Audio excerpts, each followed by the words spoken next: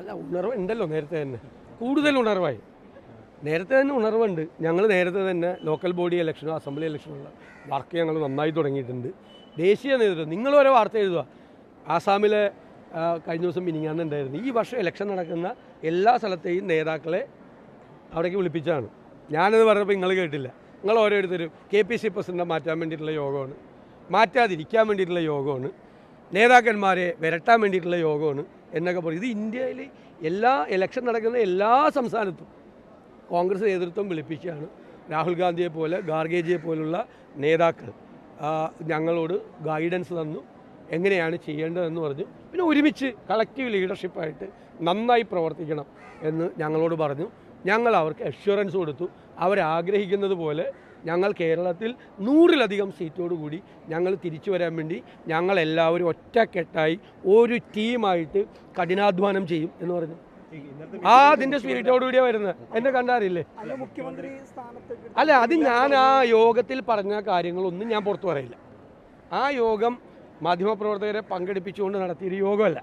അത് നിങ്ങൾക്ക് ഓരോരുത്തർക്ക് വിളിച്ചു പറയുകയും ശരിയും തെറ്റുമായിട്ടുള്ള വാർത്തകളെല്ലാം നിങ്ങൾ പ്രസിദ്ധീകരിക്കുന്നത്. ഞാൻ പറഞ്ഞത്, ഞാൻ നിങ്ങളോട് നേരത്തെ പറഞ്ഞിട്ടുള്ള കാര്യം ഞാനിപ്പോൾ നിങ്ങളോട് പറയാം. അന്ന് ഞാൻ നിങ്ങളോട് അങ്ങനെയല്ല, ഞാൻ നിങ്ങളോട് പണ്ട് പറഞ്ഞിട്ടുണ്ടല്ലോ. ഇന്നലെ പറഞ്ഞാൽ ഞാൻ പറയില്ല, നിങ്ങളോട് പറഞ്ഞാൽ വേണമെങ്കിൽ നിങ്ങളെ ഓർമ്മപ്പെടുത്താമെന്ന് ഒന്നുകൂടി പറയാം. കേരളത്തിൽ ഞാനടക്കമുള്ള ഒരു കോൺഗ്രസ് നേതാവും ഈ തെരഞ്ഞെടുപ്പിലെ മുഖ്യമന്ത്രി സ്ഥാനാർത്ഥികളല്ല. ഞാനൊട്ടുമല്ല. കാരണം ഞാൻ നേതൃത്വത്തിലിരിക്കുന്ന ആളാണ്.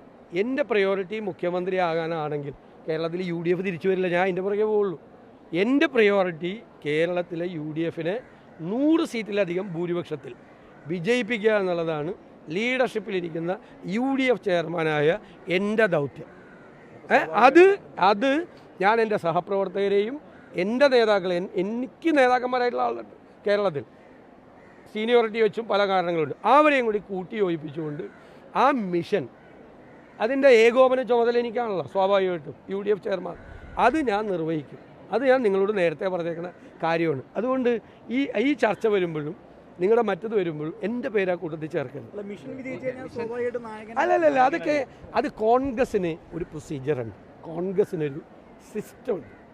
ആ സിസ്റ്റം അത് ദേശീയ നേതൃത്വമാണ് ചെയ്യുന്നത്. അപ്പോൾ അവരാലോചിക്കും എന്താണ് ചെയ്യേണ്ടത്, ഓരോരുത്തരും എന്താ ചെയ്യേണ്ടത്, ഓരോരുത്തരുടെ ദൗത്യം എന്താണ്. അപ്പോൾ അവരങ്ങ് തീരുമാനിക്കും. അത്രയേ ഉള്ളൂ. അല്ല, നിങ്ങൾ അങ്ങനത്തെ ഞാൻ പറയാം, ഞാൻ വലിയൊരു ആക്ഷേപം ഉന്നയിക്കുകയാണ്. കേരളത്തിലെ ചില മാധ്യമങ്ങളിലെങ്കിലും CPMൻ്റെ ഒരു നറേറ്റീവ് വിൽക്കുന്നുണ്ടെന്നുള്ള വാക്കാണ് ഞാൻ ഉപയോഗിച്ചത്. ഞാൻ പറയില്ല, സൂക്ഷിച്ചേ പറയില്ല വാക്കുകൾ. CPMൻ്റെ നറേറ്റീവ് എല്ലാവരും അല്ല, ചിലർ വിൽക്കുന്നുണ്ട്. അതായത് കോൺഗ്രസ്സിൽ ഭയങ്കര അടിയാണ്, ആകെ അവർക്ക് ഇപ്പോൾ ആകെ കയ്യിലുള്ളൊരു സാധനമാണ്. അത് നിങ്ങൾ കുറച്ച് പേര്, എല്ലാവരും ഒന്നും ഞാൻ പറയുന്നില്ല, അത് വിൽക്കണ്ട, അത് മാർക്കറ്റിൽ ചിലവാവില്ല. ആ സാധനം ഒരു വിഷയവും ഞങ്ങൾ തമ്മിൽ ഒന്നും ഉണ്ടാവില്ല. അതൊക്കെ പാർട്ടി തീരുമാനിക്കും. പാർട്ടി ഒരു ദേശീയ പാർട്ടിയാണ്.